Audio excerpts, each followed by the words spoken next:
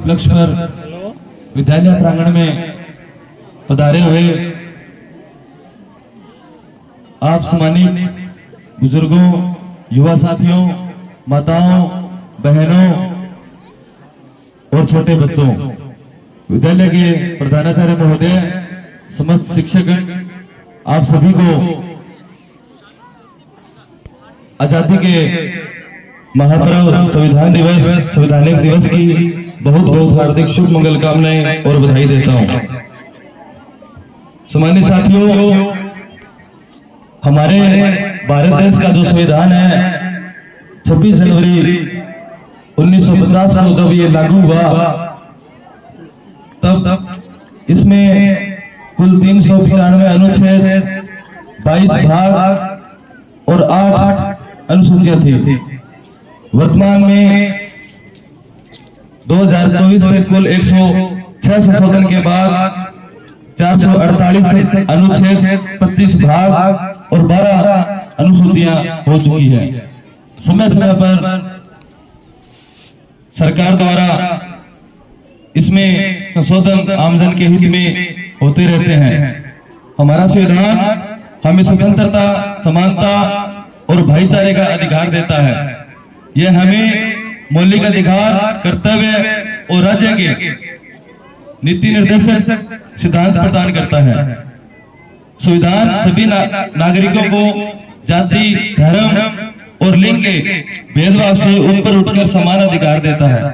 संविधान केवल कानून की किताब नहीं है, यह हमें एक अच्छा नागरिक बनने की प्रेरणा देता है। यह सिखाता है कि हमें अपने अधिकारों के साथ साथ अपने कर्तव्यों का पालन किस तरह करना चाहिए। संविधान के शिल्पकार भारत रत्न डॉक्टर भीमराव अंबेडकर साहब जी का मानना है कि शिक्षा वह हथियार है जो मनुष्य को अंधकार, अज्ञानता और गुलामी से मुक्त कर सकती है। उन्होंने कहा था, शिक्षित बनो, संगठित रहो और संघर्ष करो। उनके अनुसार शिक्षा के बिना व्यक्ति के अधिकारों को न वो जान सकता है, न उपयोग कर सकता है, बल्कि पढ़ने लिखने का जो असली मतलब है वो व्यक्ति के उसके चरित्र का निर्माण, आत्मसम्मान, विश्वास और नैतिक मूल्यों को समझना शिक्षा का एक हिस्सा है।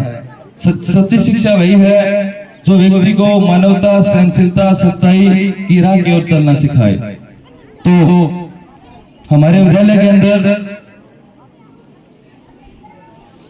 आदरणीय हृदयपाल सिंह जी प्रधानाचार्य महोदय, जिनका रिटायरमेंट हो चुका है, उनके कार्यकाल में भी इस विद्यालय को विकास की गति मिली, उनका सहयोग मिला। उन्होंने भी विद्यालय के प्रति अच्छी भावना के साथ यहाँ विकास कार्य के लिए, यहाँ की व्यवस्था के लिए, यहाँ के स्टाफ के लिए, यहाँ के बच्चों के लिए बहुत अच्छे प्रयास किए।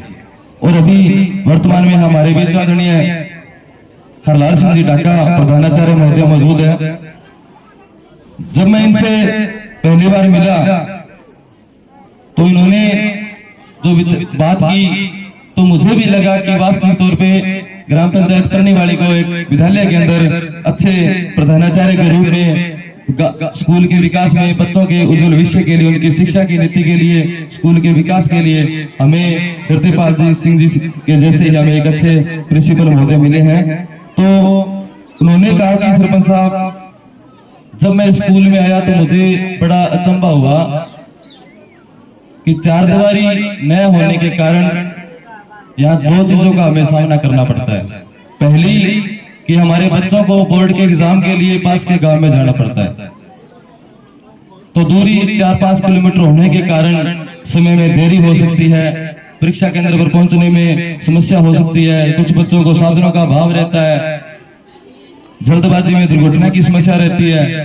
तो विद्यालय की चार दीवारी का होना बड़ा जरूरी है। तो मैं इस मंच के माध्यम से पूरे गांव के सामने आदरणीय प्रिंसिपल महोदय को बताना चाहूंगा कि हमारे कार्यकाल तक अगर पंचायत में हमें कुछ बजट मिलता है या हमारा पूरा प्रयास रहेगा हम इस पद पर रहें या ना रहें, लेकिन अगली 26 जनवरी से पहले सर यहाँ चार दीवारी हम करवाने का मैं पूरी तरह से वादा करता हूँ। चाहे हम कार्यकाल हमारा हो या ना हो, सरपंच हमारा कोई साथी बने, लेकिन अगली 26 जनवरी तक हम 4 दीवारी करवाने का मैं आपसे वादा करता हूँ सर। मैं वादा क्यों करता हूँ, क्योंकि पिछली 15 अगस्त पे हमारे महेंद्र जी मैदान वाइस प्रिंसिपल सर ने मेरे को एक बात कही थी कि सरपंच साहब, मैं जब यहाँ आया तो मुझे सबसे पहले स्कूल की जो पास की जो स्थिति है वो बहुत खराब लगी। तो मैंने कहा सर हमने प्रयास तो किया था, लेकिन हम उस प्रयास में कामयाब नहीं हो पाए, क्योंकि कुछ चीजें गांव के राजनीतिक चीजों से जुड़ जाती है। तो मैंने उनसे उस समय वादा किया था कि सर नवंबर बाद तक हम काम पूरा करके देंगे। सर मैंने उसमें वादा किया था कि नवंबर माह तक ये समस्या को हम खत्म करके रहेंगे। सर नवंबर में किया कि नहीं किया? उससे पहले प्रिंसिपल सर ने मेरे को कहा था कि सर वहां पे डिबेट नहीं होती, गांव वालों की बैठने की व्यवस्था नहीं होती, तो आपको स्टेज का कुछ करो। तो मैंने उसी से मैं कहा था कि सर अगला कार्यक्रम नए स्टेज पे करेंगे, और मैं पे भी किया था। तो सर ने कहा था कि सरपंच साहब स्कूल में ये बच्चों के टेस्ट वगैरह होते हैं तो धूप बहुत ज्यादा होती है उस समय, तो कुछ बैठने के लिए छायादार नहीं थोड़ी व्यवस्था हो। तो मैंने कहा सर हमसे जितना बन सकता है हम करेंगे। और मेरे कार्यकाल में मैंने इस विद्यालय के अंदर पंचायत की मद से और विधायक की मद से हमने लगभग 48 लाख रुपए का काम करने का काम किया है सिर्फ विद्यालय के अंदर। और मैं उम्मीद करता हूं कि मेरे आने वाले सरपंच साथी हम उनका सम्मान करेंगे, उनका सहयोग करेंगे, और इस विद्यालय को एक नई दिशा देंगे। इस विद्यालय के निर्माण को हम और आगे बढ़ाएंगे, और इस विद्यालय का आखिरी सांस तक हम सहयोग करते रहेंगे, क्योंकि शिक्षा का ये मंदिर सबसे पवित्र मंदिर है। यहाँ बच्चों के भविष्य का सोच का निर्माण होता है। यहाँ बच्चों को हमें आगे बढ़ने की प्रेरणा मिलती है, गुरुजनों का सहयोग मिलता है। हमें पूरा जो बच्चों को आगे क्या करना है, किस फील्ड में जाना है, उनको एक मानसिक रूप से उनका विकास होता है। तो जो यहाँ देखेंगे वही वो सीखेंगे। तो मैं पूरे गांव को एक निवेदन करूंगा कि जिस तरह से हमारे गांव के सामाजिक लोगों ने पंचायत की कुछ सार्वजनिक स्थानों पर, जैसे शमशान घाट में सर मैं आपका ध्यान केंद्रित करना चाहूंगा कि हमारे सामाजिक कार्यकर्ताओं ने लगभग 1.5-2 लाख रुपए गांव से जन सहयोग इकट्ठा करके वहां पर मिट्टी डलवाने का काम किया। वहाँ कर्मचारी जो साथी थे, गांव के नौजवान साथी, उन्होंने वहाँ कलर करने की सेवा दी। वहाँ पे जिनके पास ट्रैक्टर उन्होंने अपने खुद का तेल डालकर ट्रैक्टर चलाने का काम किया, जिनके पास लोडर उन्होंने लोडर की सेवा दी। तो उसी तरह से जैसे हम सार्वजनिक स्थानों को, मेरा कहने का उद्देश्य है कि सार्वजनिक स्थानों को हम जिस तरह से बढ़ाने का मतलब सुधार करने का काम कर रहे हैं, जैसे बस स्टैंड पे है या दोनों गांव की शमशान घाट है या और कोई संस्था है, तो मैं निवेदन करना चाहूंगा पूरे गांव से कि आज से अभी से इसी क्षण से ये प्रण लेते हैं कि इस विद्यालय के प्रति पूरी लगन और ईमानदारी के साथ हम बिना किसी भेदभाव के, बिना किसी राजनीति के, सामाजिक कार्यकर्ता के रूप में इस विद्यालय को हम एक नई दिशा देने का काम करेंगे। सम्मानित साथियों, आप सभी के स्नेह, प्रेम, सहयोग और आशीर्वाद के सफर 22 जनवरी 2020 को जब चुनाव हुए थे तो 24 साल की उम्र में आपने, जब मेरी घर संभालने की उम्र थी, तब आपने गांव संभालने की जिम्मेवारी दी। और आपने उस विश्वास और उम्मीद को जो मुझे सौंपा था, उसे मैंने उसी दिन से पूरे समर्पण और त्याग के साथ इस जिम्मेवारी को पूरे विश्वास के साथ मैंने अपनी तरफ से निभाने का पूरा प्रयास किया।